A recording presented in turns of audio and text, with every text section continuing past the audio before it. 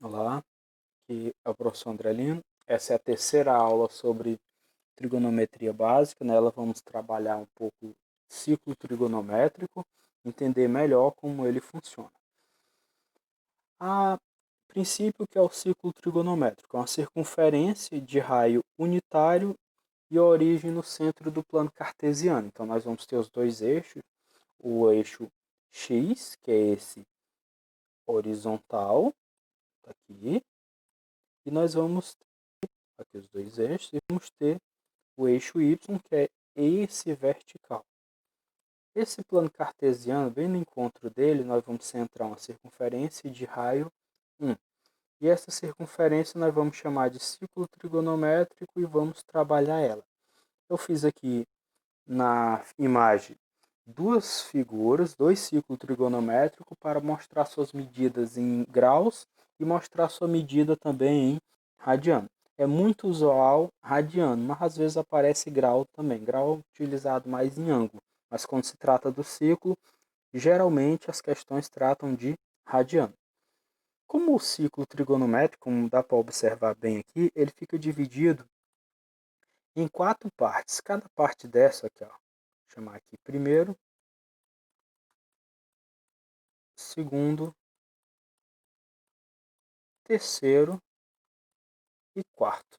Cada uma dessas partes é uma parte de um quarto da circunferência. São chamados quadrantes. São chamados quadrantes. Esses, está aqui, são chamados quadrantes. Cada uma dessas partes é um quadrante. E ele é medido nesse sentido, como está aqui a seta.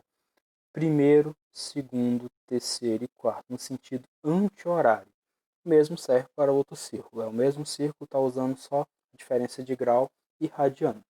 Como é dividido em 4 partes e a volta na circunferência toda, nós sabemos que é 360 graus, então fica aqui, ó, começa aqui no 0, 90, 180, 260 e 300, 270 e 360. Aqui, ó.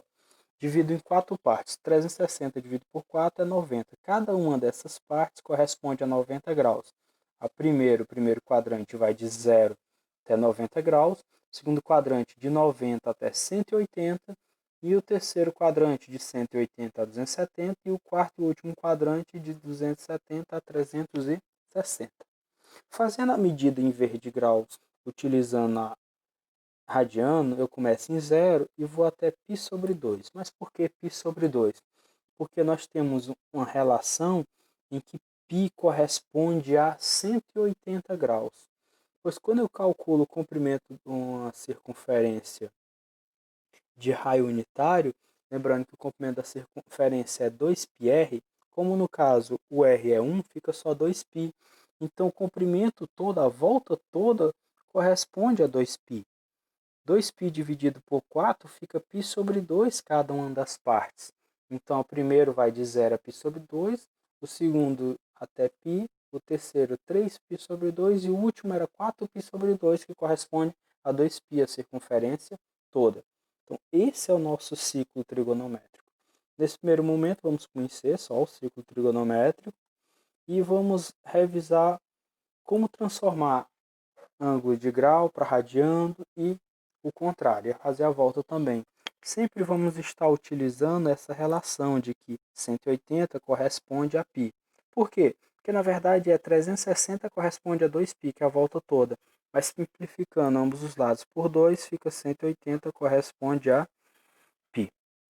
Fazendo os cálculos, transforme o seguinte ângulos de graus para radiano. O primeiro aqui, 120 corresponde a x. Fazendo a regra de 3 simples, fica x vezes 180 igual a 120 vezes π. Eu posso eliminar o símbolo de grau que está nos dois lados, porque é a mesma unidade, em lados opostos em igualdade, se cancela.